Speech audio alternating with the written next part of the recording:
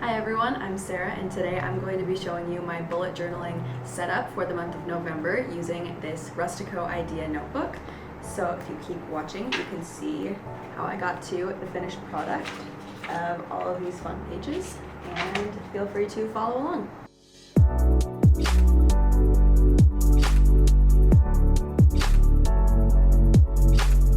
So for this month, I wanted to stick with a nice, cozy, warm theme because it is still fall, and this is kind of the last month that we'll be able to do fun fall bullet journaling themes before the holidays come around. So I wanted to go with lots of warm colors, lots of cozy images, and kind of more full pages so that the pages would look more cozy. So I just traced out the title page to read November, and I'm just doing some classic hand lettering, nothing too fancy, and I actually will go back later after this dries and add some gold foiling type of embellishments to the letters, which we will see later, but I'm just filling this in so it's nice and bold, and it will kind of stand out from the other warmer, lighter colors that will be around it in all of the fun little pictures and doodles that we'll do. And the reason that I wanted to try bullet journaling this month in this idea notebook is because I feel like most of the time people will bullet journal in a dot grid notebook because it's so easy to. But I wanted to kind of challenge myself and use a line notebook this month to see how different it was, and I actually enjoyed it a lot more than I thought it would. It made drawing boxes and lines a lot easier than I thought, and I still had stencils and rulers, so getting things to look proportionate and even wasn't an issue like I thought it would be. So I actually ended up enjoying it more than I thought I would. So I'm just going through and adding this fun banner looking scarf. On the top and the bottom, I was initially going to just do one scarf behind the word November, but I ended up liking the way that this looked on the top and bottom because it fills up the page a bit more. So I'm just outlining that. Doesn't have to be perfect, especially because I feel like we're going with a more cozy vibe. I outlined all of it a few times to make it look a bit more full and bold. And then I'm just going in and doodling some cozy images like fall leaves, and I have that mug right there, that cup of coffee, and I'm just using some pastel markers to fill that in. We'll use colors like brown and mustard yellow, like I'm doing now for the scarf, just to fill all of that in and give a little bit more life to the page. So I outlined this for the scarf and gave some color to the mug. I wanted to do this blue shade, but it stuck out a little bit too much, so I added some gray to tone it down, and then I came in with the yellow again to color in those leaves. And then I wanted to do this pattern on the scarf throughout the whole thing, this kind of chevron looking zigzaggy pattern, but then I realized it would look a little bit too busy, so I just added those as embellishments on the corners to kind of add a little bit more detail, and then the rest of the scarf I just filled in with that same mustard yellow color to make it not look so empty. And I ended up liking the way that looked a lot better, and it actually took a lot less time than if I were drawing that pattern throughout the whole scarf. So I ended up liking that a lot better. And you'll see here the lighting has changed a bit. My lamp turned off, but that will be back on in a second, so don't mind that. I'm just going in and drawing a little bit of more embellishments. So I'm drawing this little fall branch with tiny leaves on it and just kind of sketching that out to make it look a little bit more full on the bottom. And I outlined that as well with the gray and the yellow. So now I'm just erasing all of the leftover marks that were left from the pencil, and now I'm moving on to the second page, which will be the week page.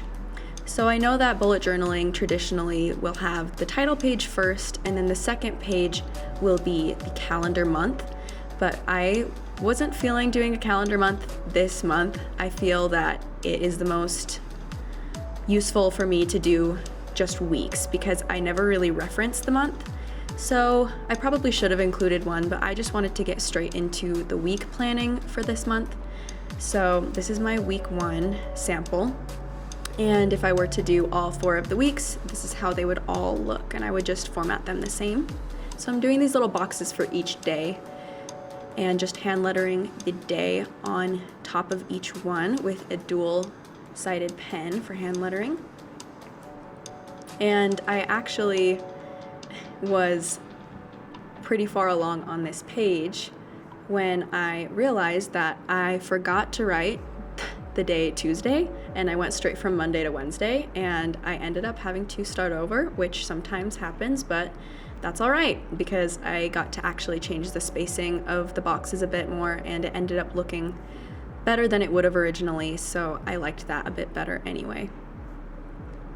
So what I'll probably do after finishing this month for the bullet journaling insert is I'll just go back in and tape in some paper that looks like it matches well as fall festive, and I'll just tape that in so that the messed up page isn't seen. And I'm just adding these little flags in each box day so that I can write the day of the week there instead of hand lettering it on the top, which I felt like looked a little bit better and a little bit cleaner than having all of those bold lettering days on the top of the boxes. So I'm just going in and writing those in with a gel pen, nothing too crazy. And I did not forget Tuesday this time, so that was good. And the nice thing about this is I feel like gel pen is pretty forgiving, so it doesn't dry immediately and it doesn't dry too slow. So for somebody like me who is left-handed, it wasn't too hard to finish the page without having to wait so long in between for each thing to dry. So I'm just coming in and doodling week 1 and adding some fall stencils of leaves to have some little embellishments. I'm not the best at drawing leaves, so this was really nice to have a stencil, but I actually did end up liking the leaves that I drew myself rather than stenciled, oddly enough, so that was kind of funny. And then I'm just coming in and adding a little embellishment at the bottom to look like some fall branches, and I did go back and outline that with the gel pen after it dried. So here I'm just adding these fall leaves at the bottom as well so that the page doesn't look so empty. And I will go back in and fill those in as well with colors. And now I'm just adding some drop shadow to the boxes with this burnt orange color. I feel like this helps the boxes jump off the page a little bit and is a really easy way to bring some life to a bullet journaling page, so that's one of my very favorite things to do when I'm journaling out the week with bullet journaling.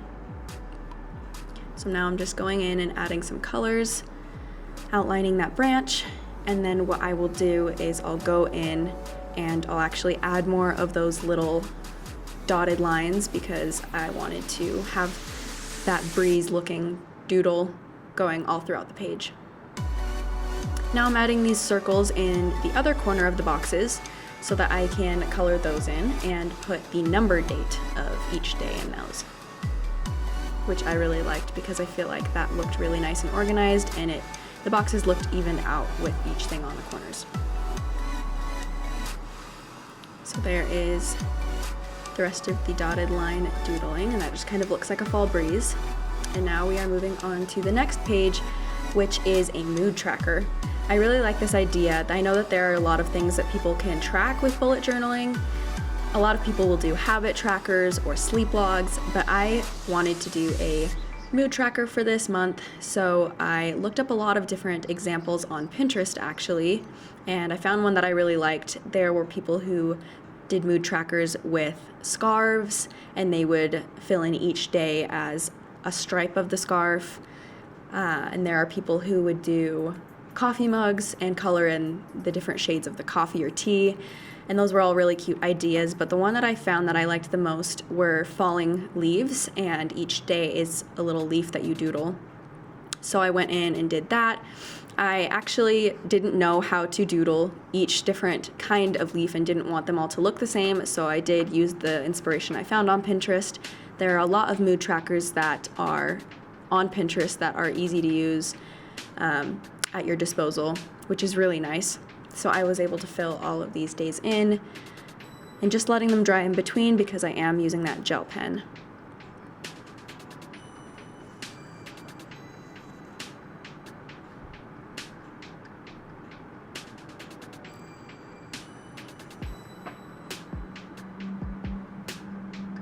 And I'm actually going to add a little key at the bottom. So the way that a mood tracker works, if you are not familiar, is you leave them blank and then each day you go back in and fill in the corresponding date with whatever color matches your mood or whatever you have in the key. So since this is a mood tracker, I put 5 different shades of fall leaves at the bottom, ranging from, feeling sad to mediocre to happy, and each day you would go in and just fill in the color of each leaf, and then at the end it's cool to see overall how many colors of each day you had, to see if you had overall a good month mood-wise or bad or just fine.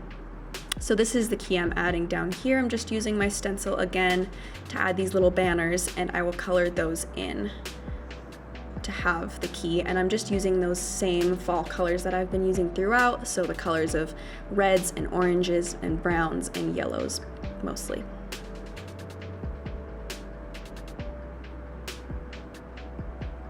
And now I didn't want to leave this last page blank. I was going to do a sleep log, but I thought that it was fun that this was such a cozy themed month. So I wanted to do a hygge page, which, if you're not familiar with the term hygge, it doesn't have a direct translation, but it is, I believe, a Danish term, and it just means an overall feeling of coziness and comfort, which I think is perfect for the month of November. So I just went in and hand lettered the word. I was going to put the definition or translation of hygge underneath, as well as the pronunciation on top, because I've seen that on Pinterest, but I was afraid that it would look a little bit too crowded. So I just went in and doodled lots of different fall cozy looking doodles that kind of convey feelings of hygge. So I have a beanie up there, I doodled a pumpkin, and then I'm going to go in and doodle some other things, like I have this apple and a coffee cup. And you can look up lots of different doodles or anything that comes to mind for you.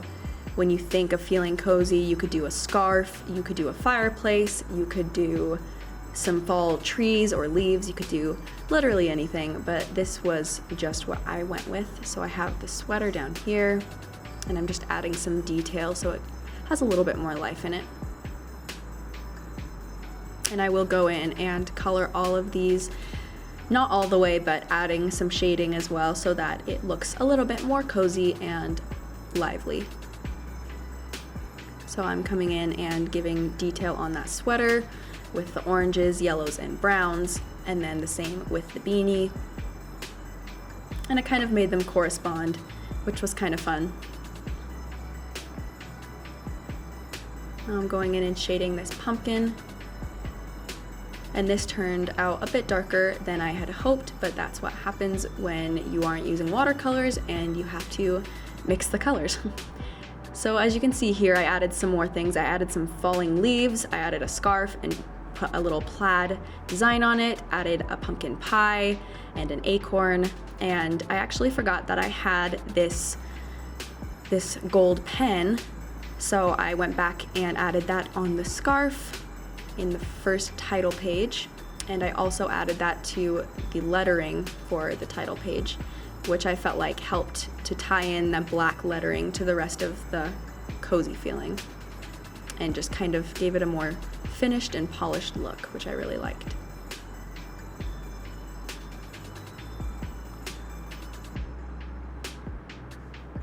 So I let that dry just for a moment.